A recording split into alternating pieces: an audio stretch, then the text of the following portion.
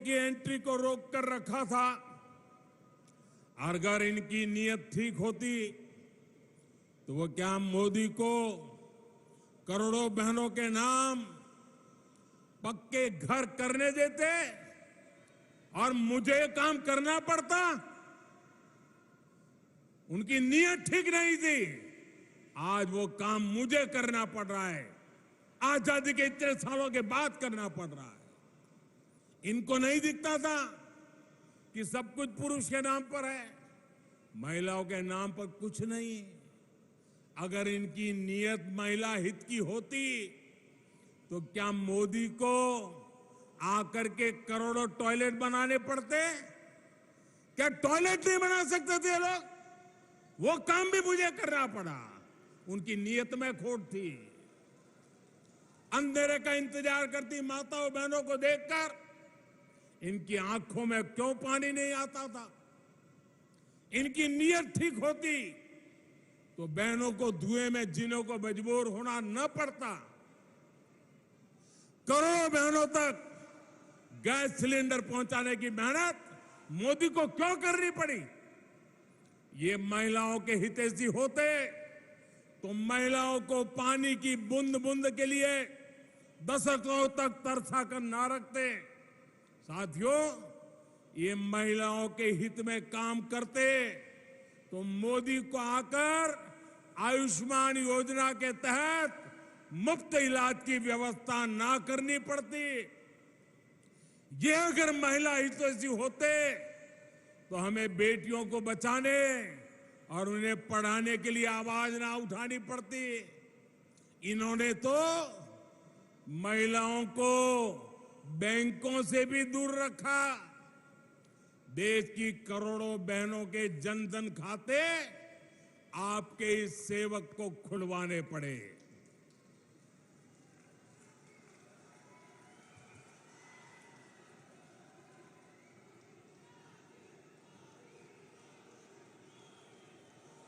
हमारी कोशिश यही थी कि बहनों की समृद्धि का रास्ता खुले, बेटियां अपने पैरों पर खड़ी हो सके।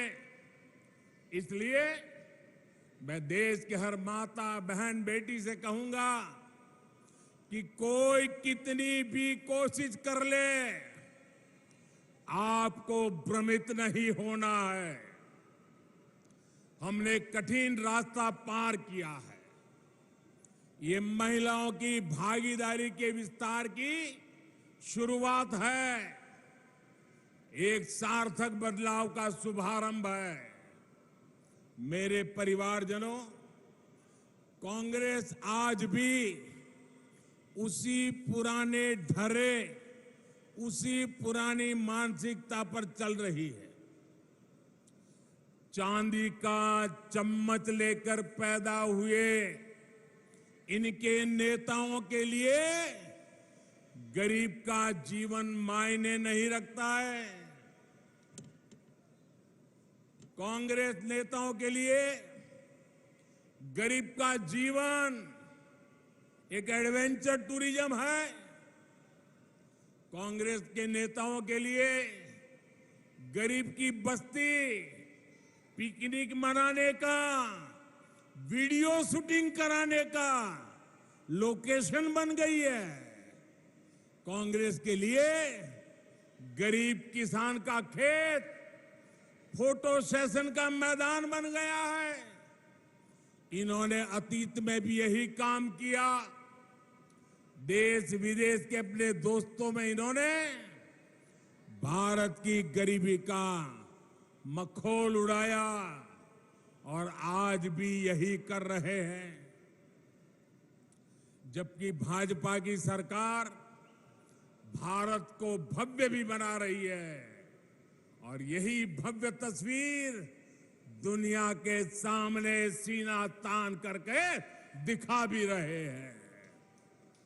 कांग्रेस और भाजपा के बीच का यही अंतर हमें बूथ बूथ में हर वोटर को बताना है, हर मतदाता को समझाना है। समझाओगे?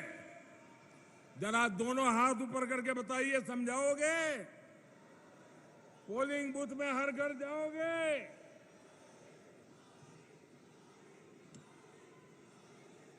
हर किसी को बताओगे, एक एक बात बताओगे।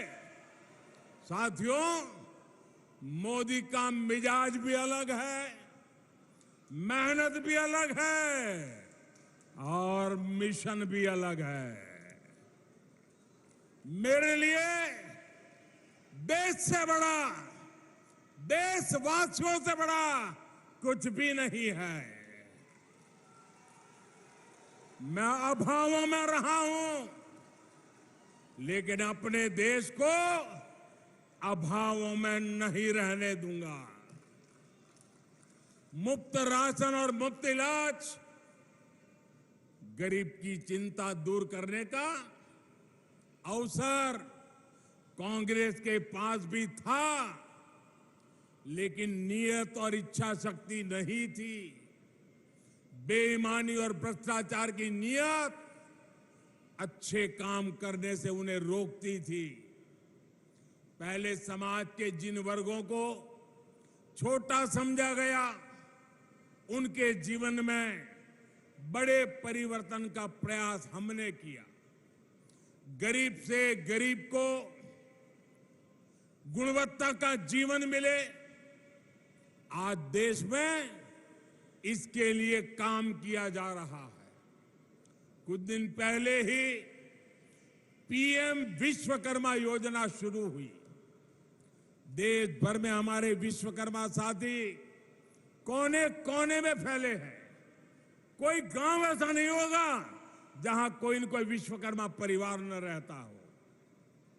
अपनी परंपरा, अपनी कला, अपनी उपयोगिता के लिए जाने जाने वाले ये साथी हर समाज में है। लेकिन कांग्रेस ने उन्हें क्या दिया? कांग्रेस ने उन्हें अपने हाल पर छोड़ दिया था। आपने एक वोट देकर इस सेवक को आपकी सेवा करने का अवसर दिया। आज हमारे कुम्हार भाई बहन, लोहार भाई बहन, सुनार भाई बहन, सुतार भाई बहन, जूते बनाने वाले, राजमिस्त्री, दर्जी, ऐसे दर्जनों साथियों के लिए राष्ट्रीय विश्वकर्मा योजना बनी। इनकी ट्रेनिंग का इंतजाम हुआ है। लाखों रुपए के लोन की व्यवस्था हुई है और विश्वकर्मा साथियों के लिए जो ये कम ब्याज का लोन मिलेगा, उसकी गारंटी मोदी ने ली है, सरकार ने ली है। साथियों, हमने रेहड़ी, पटरी, ठेले पर छोटा मोटा कारोबार करने वाले साथियों के लिए भी बैंकों के दरवाजे खोले हैं। पीएम स्वनिधि योजना के तहत इनकी मदद की गारंटी भी मोदी ने ली है। गांव में, कस्बों में हमारे साथी अपनी दुकान, ढाबा, गेस्ट हाउस ऐसे व्यवसाय कर सके, ये पहले बहुत मुश्किल था। उनके पास गारंटी नहीं होती थी, इसलिए बैंक से उन्हें मदद मिलना मुश्किल था। मोदी ने ऐसे साथियों की गारंटी भी ली। मुद्रा योजना के तहत लाखों का बिना गारंटी का पैसा उन्हें मिल रहा है। इस योजना की सबसे बड़ी लाभार्थी हमारी बहनें हैं, हमारे दलित भाई बहन हैं, हमारे पिछड़े परिवार हैं, हमारे आदिवासी साथी हैं। हमारे छोटे किसानों, पशुपालकों और मछुआरों की तो सरकारी नीतियों में पूछ ही बहुत कम होती थी। कांग्रेस की सरकारें वोट पाने के लिए किसानों को लोन माफी की झूठी गारंटी देती रही है, लेकिन छोटे किसानों, पशुपालकों के लिए तो बैंक से लोन लेना असंभव था। वे तो छोटी छोटी जरूरतों के लिए बाजार से महंगा ब्याज लेते थे, महंगे ब्याज पर पैसे लेते थे। इसलिए आपके इस सेवक ने पीएम किसान सम्मान निधि के तहत छोटे किसानों की भी गारंटी ली। जब पीएम किसान योजना हमने शुरू की थी, तब कांग्रेस ने इसको लेकर कितना झूठ फैलाया था। कहा जाता था कि चुनाव होने के बाद मोदी ये पैसे वापस ले लेगा, लेकिन पीएम किसान सम्मान निधि 5 साल से निरंतर चल रही है। कोरोना काल में जब सब कुछ रुक गया था, तब भी ये नहीं रुकी, क्योंकि हमारी सरकार ने डायरेक्ट आपके खाते में पैसा भेजने का प्रावधान किया है। अभी तक 2.5 लाख करोड़ रुपए से अधिक देश भर के किसानों के मिल चुका है। इसमें मध्य प्रदेश के हर किसान के बैंक खाते में करीब 30,000 रुपए, हर एक किसान के खाते में 30,000 रुपए तक पहुंचे हैं। भाजपा सरकार ने छोटे किसानों के साथ ही पशुपालकों और मछुआरों को भी किसान क्रेडिट कार्ड जैसी सुविधा दी है। मेरे परिवारजनों, मध्य प्रदेश में हमारी धरोहर के दर्शन होते हैं। देवी अहल्याबाई और रानी दुर्गावती सहित हमारे अनेक पूर्वजों ने भारत की विरासत को समृद्ध करने में भूमिका निभाई, लेकिन कांग्रेस और उसका घमंडिया गठबंधन हमारी इस विरासत को, सनातन को समाप्त करना चाहता है। इसलिए भी ऐसे दलों से मध्य प्रदेश को बहुत सावधान रहना होगा। साथियों, आज मैं देश के लोगों को, मध्य प्रदेश के लोगों को एक और बात बताना चाहता हूं। कांग्रेस ने अपनी सारी इच्छा शक्ति खो दी है। हम देखते हैं कि कुछ समय से कांग्रेस के जमीन से जुड़े नेता चुपचाप मुंह पर ताला लगाकर बैठ गए हैं। कांग्रेस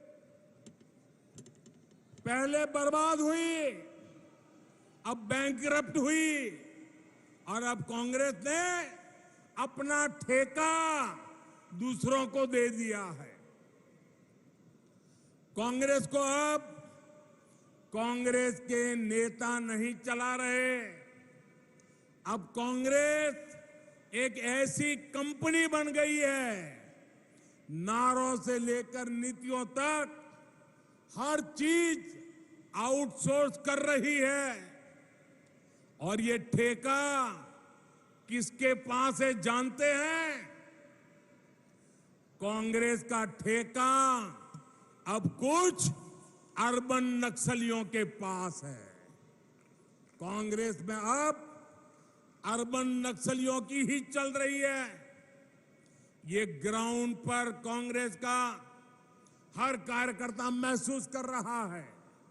इसलिए कांग्रेस जमीन पर भी लगातार खोखली हो रही है।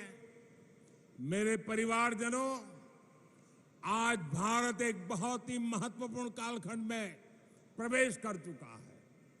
पूरा विश्व कह रहा है कि ये भारत का कालखंड है।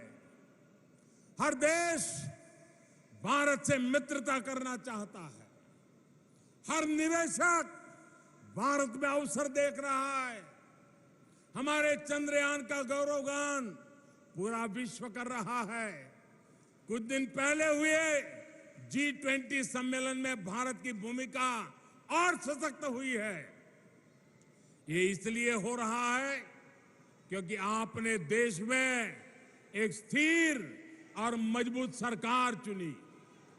आपने ऐसी सरकार चुनी जो चुनौतियों को चुनौती दे सकती है। 1000 वर्ष की गुलामी के कालखंड में हमने जो आत्मविश्वास खोया, आज भारत उस आत्मविश्वास को पुनः जी रहा है। आज हम जो फैसले लेंगे वो आने वाले 1000 साल के हमारी यात्रा को तय करने वाले हैं।